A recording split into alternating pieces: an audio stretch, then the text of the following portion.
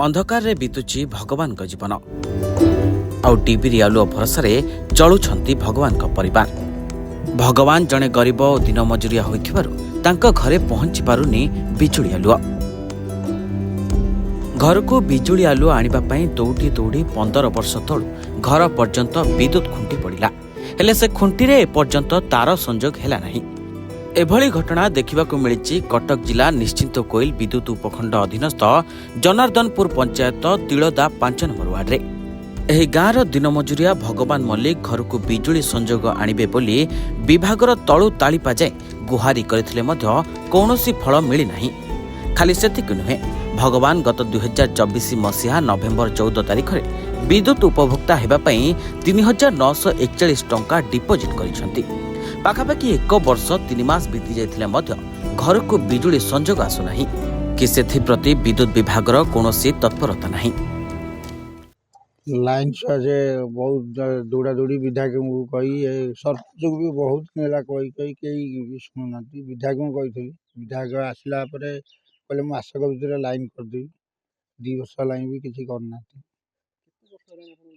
मु तो छोट बल देखुची लाइन इलेक्ट्रिक वाला कहला आम तो पैसा दे पारूँ ना, लक्षे टंका एसडीओ को पचारा कहते लक्षे टंका लगे। ट्रच फच करके चलुचे किरोसिन तो मिलू ना कौन कर। बहुत दिन है मुझे तो आसी बोधे 55-60 हवा बसला मुझे ये अंधारे चलुची। लाइन कंज्यूमर भी होती लाइन भी कहते लक्षे टंका लगे। जदि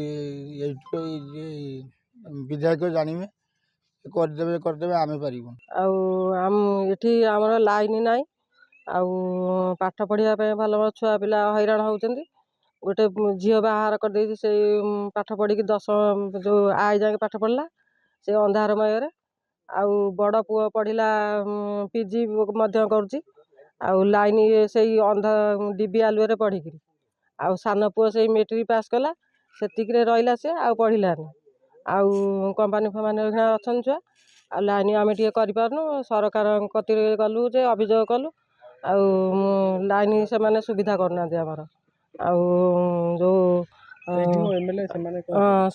एसडीओ एमएलए को समस्त कहलु से कहते आमको लक्षे टंका आम दरकार। खुंटी गोटा जदि एत पैसा आम कौट लाइन आनी पैसा दो। गोटे पटे सरकार समस्तक घर को विद्युत संजोग करिबा पई विभिन्न योजना मान प्रणयन करिथिबा बेले सेथुरो किभली वंचित हेउचंती एही गोटिए परिवार।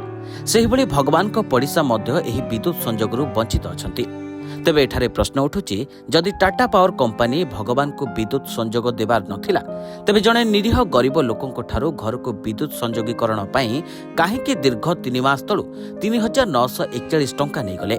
से नै एबे प्रश्नवाची सृष्टि होईची।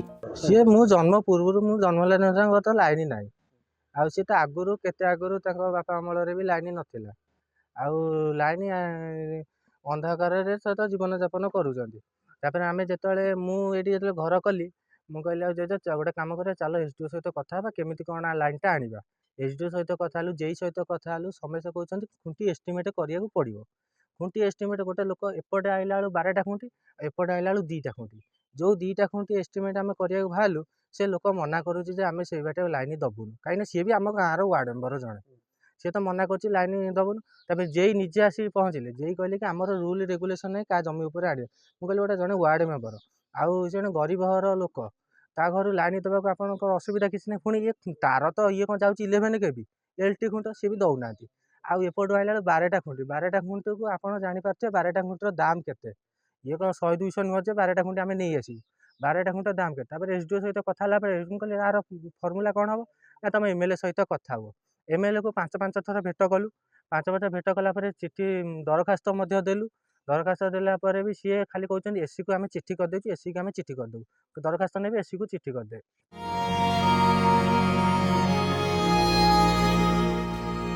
तेबे एभली अभावनीय घटना सामना को आसिबा परे आगको टाटा पावर कंपनी भगवान को घर को विद्युत संजोग करुची ना डिबिरी आलुओ समग्र परिवार को काळ काटिबाकू पड़ुची ताहा देखिबाकू बाकी रहिला।